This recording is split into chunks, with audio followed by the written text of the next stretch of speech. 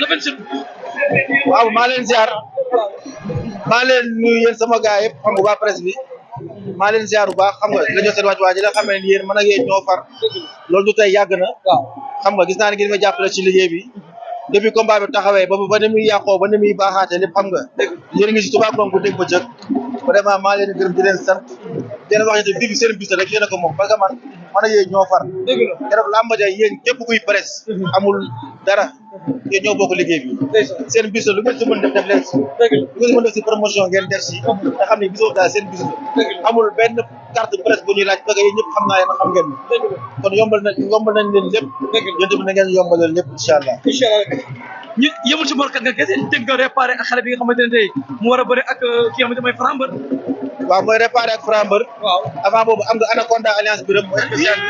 boobu mooy drapeau Papa Sow. le grand champion.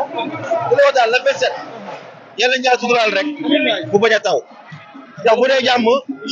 ñaan nañ ko ba yàlla bu ñu may yàlla may nañ jàmm si réew mi. incha allah li ñuy ñaan rek mooy mu suturaal ñu rek. waaw ba mu bañ a taw. incha allah taw nag moom. taw nag xéewal la waaye ñu ñaan yàlla rek waaw. le 27 daal bu yàlla defee jàmm incha allah. bëgg nañu organiser baptême de feu bu extraordinaire incha allah. Youssou Ndour Mor Kang Kang. Anaconda alliance biram. Franc Mbeur réparé. am nga Cikiri Caaco le phénomène. waaw ak Kaysara. am nga Ama bu Yaraax ak Gorofil. Gorofil moom mooy mbiru journaliste yi. am nga kii am nga Sey Jàmbaar. am nga am nga kii am nga Boy Cambérène bi. Jagoro. am nga Jagoro ak Boy Malika. ak Petit Zé comprendre nga. vraiment daal combat yu neex ak Sentel Junior mooy jarbaatu Sentel bi. combat yu neex daal incha allah combat boo xam ne moom 1 ba 10. soobee yàlla yëpp. mën nañu xaar tamit Zarko ak ki ñëw ci lamb bi. waaw dañuy ñëw incha allah Zarko ak kenn kenn bu soobee ba dañuy ñëw. dañuy ñëw présenté wu. yëngal gësëm. parce que temps yaa ngi gis si net bi ku nekk yaa ngi wax jox sa morom. mais nag la 27 incha allah bu kii jaaree daw ni ki jaar daw ni bañ daje fële. dina neex incha allah waaw le 27 incha allah merci beaucoup. waaw maa ngi ko bëgg nag le 17 décembre incha allah le 17 décembre bu soobee yàlla incha allah waaw donc maa ngi ci projet yi bon maag Birasel waxtaan nañ ci président maa ngi ko nuyu au passage mais incha allah daal bu le 27 jàllee daal di ci gën a xuus incha allah bu soobee yàlla. non kooku amul ba leneen juróom si organisation bi lay bokk organisation lay bokk incha allah waaye kon ñu ngi ñëpp rendez-vous parce que le 27 bi waroon na am. amul na ko annulé ko.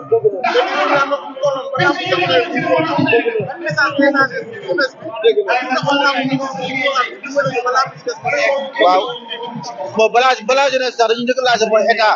état la ñuy ñaan rek ñu jàppale ñu xam nga parce que lamb yi dañ koy yàqee. métti na trop quoi xam nga man sama lamb bee passé le 18 juin. à 3 jours du combat lañ ko yàq. sama yenn mbir def seen ay open presse def lépp quoi ñu tamit ñu def suñu waroon def lépp dawal suñu promotion fay suñu xaalis te liggéey bi liggéey privé la. donc xaalis la boo xamante ni da nga koy dugal rek xamoo fu mu jëm.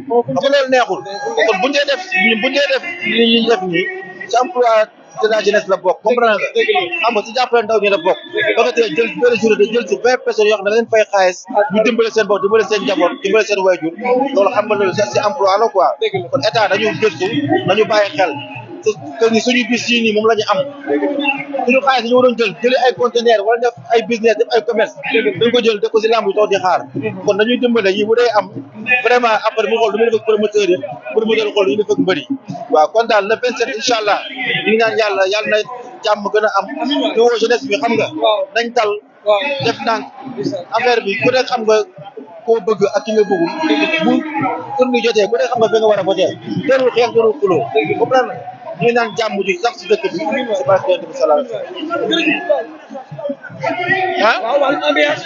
waaw wàllum ambiance xam nga bu leen nee moom day ñëw wax la famille Pape Seck dañuy ñëw wax la Mbaye Ngourou moo koy animé ndam yaa daan boo xam nga ne bu dee ambiance rek incha allah ba kenn waxatu ko incha allah donc foog nga fecc yaram yooyu da ko war a foog nga fecc incha allah